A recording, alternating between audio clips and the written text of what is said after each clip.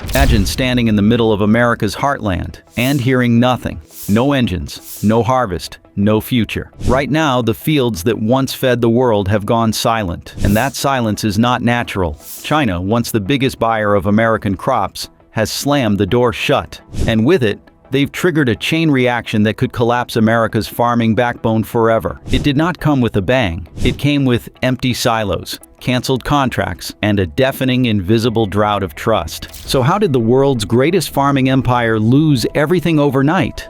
Why are other nations racing to replace American farmers? And can the silence sweeping across the Midwest be stopped before it spreads across the entire economy? What's happening across the Midwest? Farmers open terse emails and silent text messages. Contracts canceled, shipments stalled, futures erased in a few cold sentences. Diplomatic channels spoke in careful, polite tones. Chinese officials reiterated their position that tariffs, fees, and American hostility were simply untenable. They needed to diversify, they said. They needed to ensure stable, non-politicized supply lines. But in practice, the move was brutal and uncompromising. The American agricultural economy had spent decades building a bridge to China. One shipment, one contract, one trusted relationship at a time. And China, with a cold and calculated swipe, lit the match that reduced it all to ash. In Washington, officials insisted it was a negotiating tactic, a temporary standoff. But out in the fields, farmers knew better. Trust was not a currency easily rebuilt once it was burned. And China's move was not just a response to tariffs. It was a calculated reordering of priorities, a signal that American crops were no longer essential. And when the export numbers came in, they did not just shock, they shattered. 95% gone. The numbers, when they arrived, were so catastrophic that many refused to believe them at first. United States sorghum exports to China had dropped by an unfathomable 95% in the space of 2 months. Where American farmers once shipped over 1 million metric tons of sorghum to China during the first quarter of the year, now they barely managed 78,000 metric tons. The collapse was not limited to sorghum. Soybean exports, once America's great agricultural juggernaut, flatlined. Corn exports withered. Dairy products sat unwanted. Wheat contracts dissolved into nothingness. Visualize it like this. If last year's exports to China had formed a towering mountain of grain and produce, this year's total could barely form a lonely hill. A few scattered truckloads where there had once been rivers of commerce. And the devastation at home was immediate. Without Chinese buyers, America's surplus crops flooded domestic markets. Silos that were already full grew over full. Some farmers were forced to store grain in makeshift outdoor piles, covering them with tarps and praying against rain. Prices plunged through the floor. For sorghum, soybeans, and corn, market prices dipped so low that many farmers were selling at a guaranteed loss. They were not farming for profit anymore. They were farming to delay foreclosure. Decades of careful trade relationships, trusted logistics chains, and market dominance were evaporating before their eyes. China had not just closed a door, they had bolted it, sealed it, and started building another door in another country. And China's new future did not just exclude America, it replaced it. Crops without buyers. The fields were ready. The harvest was rich. The machinery roared to life and then stood still. Across the Midwest, from Nebraska to Kansas, grain elevators overflowed, crammed with corn, sorghum, and soybeans. Yet there were no trains arriving to carry the harvest away, no trucks, no buyers. The pipelines that once linked America's heartland to the global marketplace had been quietly severed, and the weight of that collapse was bearing down with merciless efficiency. For generations, farmers planted because they knew the world needed food. Now they planted because if they stopped, they would lose everything even faster. A strange, brutal calculation had taken root in the soil. It was better to grow crops that would rot than to leave fields empty and default on loans. If we stop planting, we lose everything faster, one farmer muttered as he watched his combines gather crops with nowhere to go. The despair was thick, lingering like the dust kicked up from empty grain bins. The imagery was undeniable. Crops dying slowly while farmers died faster inside. Barns that once buzzed with the anticipation of trade now echoed only with the hollow sounds of unpaid bills and silent phones. Silo after silo brimmed with unsold product. A grim testament to broken promises and shattered livelihoods. Every day that the crops sat unsold, another acre of hope withered. In some counties, local elevators were so full that farmers were forced to pile grain outside under tarp, gambling against the rain. The smell of decay hung in the air, not just of rotting grain, but of rotting dreams. Across the back roads and small towns of America, farmers were living a slow-motion death, and few outside their world even noticed. But even those farmers who managed to stay afloat, who managed to sell a trickle of product domestically, were about to be betrayed again, because Washington had a plan, and it was coming too little, too late. But if farmers thought salvation was coming from their government, the next chapter of this tragedy would hit even harder. If you're into real research and not just headline noise, hit subscribe. We're just getting started, and trust me, it's only getting crazier. Bailouts and broken promises. The speeches were easy. The promises were loud. But when it came time to deliver real help, Washington's hand moved like molasses. The Trump administration had floated the idea of a massive agricultural bailout, a multi-billion-dollar package designed to offset the catastrophic losses farmers were facing after China's retreat. It sounded good from the podiums. It sounded even better in press releases. But for farmers staring at mountains of unsold grain and empty bank accounts, words were not worth the ink they were printed with. Desperate farmers filled town halls, lined up at USDA offices, and flooded congressional switchboards, pleading for clarity. What they received were political talking points, not answers. It was like throwing a paper umbrella into a hurricane. Every day that passed without real aid was another day closer to bankruptcy, foreclosure, and the end of multi-generational farms. Statistics tell the brutal truth behind the betrayal. On average, the farm aid that was eventually released covered only 60 to 80% of actual losses. That missing 20 to 40% might as well have been a chasm. For farmers operating on razor-thin margins, even a 10% loss could mean financial death. Losing nearly half meant absolute devastation. Stories poured out of the heartland. Farmers receiving checks that barely covered a month's worth of operating costs. Others waiting months for aid that never arrived before their banks called in the loans. Some were forced into fire sales, auctioning off equipment and livestock at pennies on the dollar, just to buy themselves another few weeks of time. And for every farmer who managed to hang on, there were dozens more slipping under, unseen and unaided. In Washington, the narrative was carefully controlled. The aid was historic, they said, unprecedented. But in rural America, the story was different. It was not a bailout. It was a funeral dirge sung in a language of broken promises and shattered communities. And while politicians debated, rural America bled out. But the collapse of the farms was just the first domino. Next, the towns that depended on them would begin to die. When towns start dying, when a farm collapses, it does not die alone. It drags entire towns down with it. In small towns across the Midwest and Great Plains, the collapse of agriculture spread like a contagion. Diners that had served farmers breakfast at dawn for 50 years shuttered their doors. Mechanics who kept tractors and trucks running saw their customer base evaporate overnight.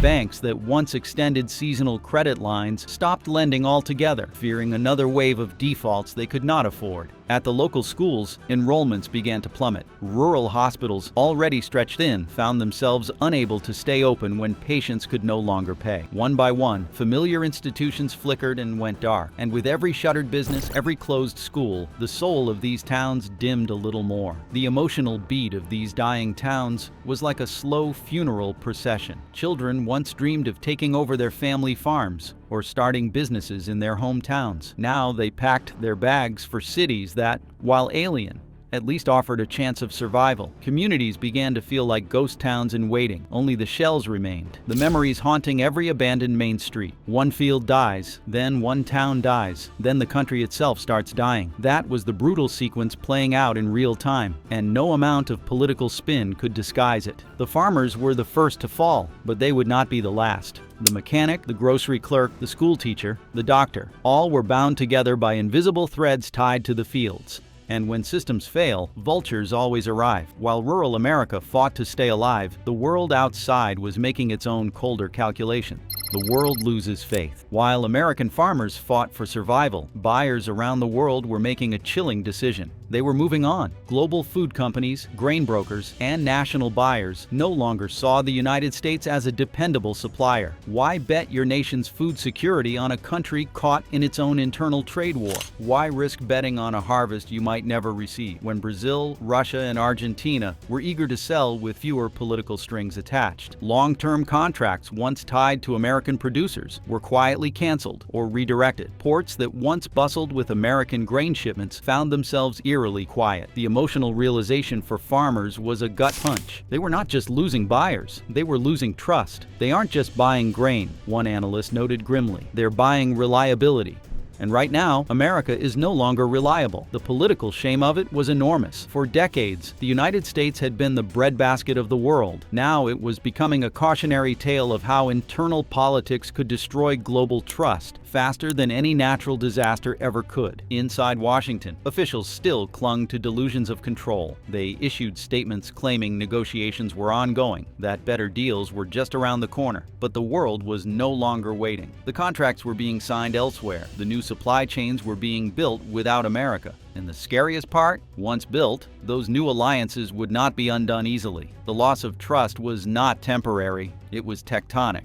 But Washington was still clinging to delusions of control. Washington's slow suicide. When farmers began their slow and desperate journey to Washington, they carried more than petitions. They carried the weight of generations. Across dusty highways and silent towns, battered trucks and worn boots made their way east, not with hope, but with the heavy burden of necessity. They were not coming to negotiate. They were coming to survive. But when they arrived in the polished halls of Congress, they were met with something far worse than rejection. They were met with indifference. Politicians smiled politely for photographs, nodded in town hall meetings, and offered vague reassurances behind closed doors. Yet, when it came time to act, they hesitated. Pride poisoned practicality. Pride whispered that America could not back down, that tariffs, once hailed as instruments of power, could not be dismantled without losing faith. Pride convinced leaders that to admit failure would be worse than to endure collapse, and so they chose collapse. It was like trying to put out a wildfire with a garden hose. Every attempt to patch the bleeding farm economy through scattered exemptions, hollow trade missions, or delayed subsidies only worsened the rot. Washington's paralysis became a slow suicide, a death by political pride. In committee rooms and news briefings, the language grew softer even as the damage grew louder. Temporary adjustment, they said. Short-term disruption, they said. All while farmers, bankers, and townspeople watched their entire livelihoods disintegrate. And as the weeks turned into months, that paralysis hardened into policy. The voices of farmers faded beneath the buzz of election cycles and political maneuvering. A once unshakable part of the American economy was being sacrificed not because of a strategic plan, but because pride refused to blink. The world outside Washington was bleeding out, and inside, they were arguing over who should mop the floor. But outside the marble columns, something else was building, a pressure that Washington neither understood nor feared. Yet, because even as the politicians stalled, the real consequences were about to explode, and the tariff trap was about to spring shut. The tariff death spiral. Tariffs were never supposed to destroy the hand that imposed them. They were designed as a weapon, a sharp economic spear pointed squarely at Beijing. But instead, they became a double-edged sword, one that carved deep into the American heartland first. What started as a chest-thumping display of strength spiraled into a death trap, so devastating that recovery now seemed almost impossible. The numbers were more brutal than even the farmers feared. Tariffs aimed at punishing China boomeranged back across the Pacific and hit American farmers with full force. Chinese buyers, squeezed by their own retaliatory tariffs, simply turned elsewhere, to Brazil, to Russia, to Argentina. And once those supply chains were realigned, the damage was permanent. Imports of American soybeans into China collapsed by over 95% in a single year. The sorghum market suffered even worse, reduced to a fraction of its former self, and wheat nearly wiped out in Chinese markets altogether. American farmers, trapped in a cycle of planting crops they could not sell, soon found themselves pricing products so cheaply that they were losing money on every acre. It was economic quicksand. The more they planted to survive, the deeper they sank. Meanwhile, Chinese consumers hardly noticed the change. Brazil and Russia offered grain and soy at competitive prices, and new shipping routes sprang up faster than anyone anticipated. The betrayal of the tariffs was not just in their failure, it was in their cruelty. Policies that were meant to deliver leverage ended up delivering foreclosure notices. Programs that were supposed to rebuild rural America instead gutted it. And the politicians who authored these policies? They stood behind podiums, wrapped themselves in flags, and declared it a victory. On the ground, however, the narrative was different. There, in the dust and debris of America's forgotten farms, betrayal was turning into rage. And rage, once ignited, does not extinguish easily. Meanwhile, the fields kept dying, and the anger kept growing. A fractured nation. There comes a moment when anger stops being private, when it stops being shouted at television screens or mumbled over empty bar stools, when it starts being organized. Across rural America, that moment had come. Farmers who once fought to protect their families were now talking about protecting their land by any means necessary. Quiet discussions turned into loud meetings. Survival groups turned into militias. Flags that once carried the stars and stripes were replaced with new symbols of rebellion, of resistance, of a different future. Online forums buzzed with talk of secession, of cutting off the cities, of carving out a new nation that remembered who fed it. This was not the America they had grown up believing in. The America they knew, the America they trusted, had turned its back on them. And if the system had abandoned them, what loyalty did they owe the system? The seeds of extremism found fertile soil among bankruptcies, foreclosures, and boarded-up schools. When fields die, anger grows. When banks close, bitterness blooms. And when governments betray, radicalization becomes not a question of if, but when. The fracture lines ran deep, not just between rural and urban, rich and poor, but between the dream of a united America and the cold, angry reality rising in its place. Some called it patriotism, others called it treason, but whatever name it wore, it was growing stronger by the day. And while America fractured internally, the world outside moved on forever. The new grain kings. Across the sprawling farmlands of Brazil, something extraordinary was happening. In 2025, under the searing sun of Mato Grosso, Brazilian soybean farmers gathered to celebrate a harvest like no other. Grain silos overflowed. Port terminals jammed with cargo trucks stretched beyond the horizon. New contracts were being signed not in trickles, but in avalanches. Chinese buyers, once the loyal customers of American agriculture, were now pouring billions into Brazilian market, locking in deals that stretched far into the next decade. It was a victory parade hidden in plain sight. Brazilian farmers raised their glasses not just to a profitable season, but to a seismic power shift. For the first time in modern history, Brazil surpassed the United States as the dominant supplier of soybeans to China. And it was not just soybeans. Corn shipments from Argentina surged by 70% year over year. Russia, once a minor player in global grain markets, inked new agreements with China and India to supply wheat for the next 10 years. The food power balance, once tightly held by American hands, was slipping away, and fast. Strategically, the implications were devastating. Global buyers no longer needed the American farmer. Ports that had once bustled with exports bound for Shanghai, Shenzhen, and Qingdao stood eerily silent. Agriculture, the sector that had made the United States the breadbasket of the world, was being replaced in real time. The sense of loss was not just economic, it was existential. Farmers who once fed the world now found themselves feeding only their own despair. What made this collapse so brutal was its permanence. Trade relationships in agriculture are built slowly, over years of trust, reliability, and political stability. Once they shift, they rarely swing back. Chinese buyers who once depended on American soy now trusted Brazilian supply chains. Russian wheat, once a risky bet, became a normalized staple. The American heartland was not just losing sales, it was losing its place in the world order. Yet, as Brazilian farmers danced under the golden harvest moon, American fields lay in quiet mourning. The old world had ended. A new food empire had risen, and America was not even invited to the New World feast. As global powers carved up the future of agriculture, back home another betrayal unfolded, not by foreign powers, but by America's own financial elite. Land for sale, America's last asset. While farmers struggled to keep their fields alive, another quiet battle raged across the heartland. One fought not with tractors and harvesters, but with contracts, foreclosures, and cold hard cash. As bankruptcy rates among small and mid-sized farms surged to levels unseen since the Great Depression, a different kind of buyer began to circle. Not neighboring farmers, not young families chasing the agricultural dream, but hedge funds. real estate conglomerates, and foreign investment groups armed with billions and an appetite for cheap American land. Over the span of just 2 years, an estimated 10% of all American farmland slipped from family ownership into the hands of corporations and foreign buyers. In states like Iowa, Nebraska, and Kansas, entire counties saw farmland ownership flip almost overnight. Names that once appeared on mailbox signs, Anderson, Rodriguez, Patel, were replaced by placards reading AgriCorp Holdings or Global Food Partners Ltd. The emotional cost was incalculable. These were not just tracts of land, they were legacies built over generations. Fields planted by grandfathers, watered by fathers, and dreamed upon by sons and daughters were auctioned off at courthouse steps for pennies on the dollar. Barns that once echoed with the sounds of community now stood silent, leased back to former owners at prices they could barely afford. In Washington, there was little appetite to intervene. Free market forces, they argued, were simply at work. But to rural America, it felt like something darker,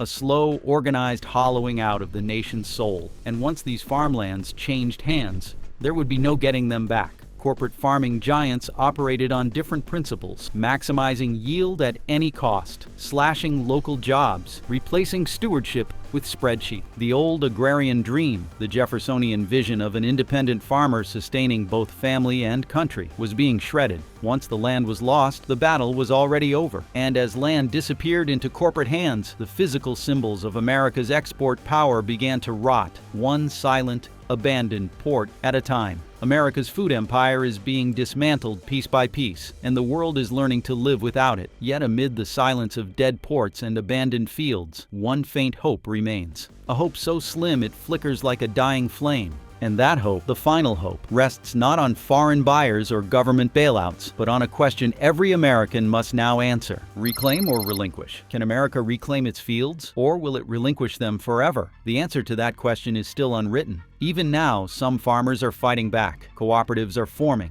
Local grain markets are being explored. New regenerative agriculture methods are offering the possibility of producing food more sustainably and less dependently on export-driven models. In corners of the Midwest, experiments in renewable farming, soil carbon capture, vertical growing, are taking root like stubborn weeds through concrete. But time is running short. The window to reclaim agricultural dominance is closing faster than anyone dares admit. Without massive reinvestment, without a coordinated national food strategy, without a bold reimagining of America's rural economy, the damage already done may become permanent. For consumers, the impacts will not remain distant. Higher food prices, greater foreign dependency, eroded rural communities that once stabilized entire regions of the country. The collapse of farming is not just a rural problem, it is a national one. When the heartland weakens, the whole body suffers. The emotional stakes are towering. What is at risk is not just food or even jobs, but a way of life that once defined the American spirit. Independence, resilience, stewardship of the land. Every empty port, every abandoned field, every lost farm is a reminder of what is being left behind. And so the choice stands before the nation: rebuild, reinvest, reclaim, or watch silently as the last echoes of America's breadbasket fade into history. Because if the silence of the fields continues, it will soon become the silence of the nation itself. The silence over the fields is only growing louder. But what do you think comes next? Drop your thoughts in the comments. And if you want to stay ahead as this story unfolds, make sure you hit subscribe before you go.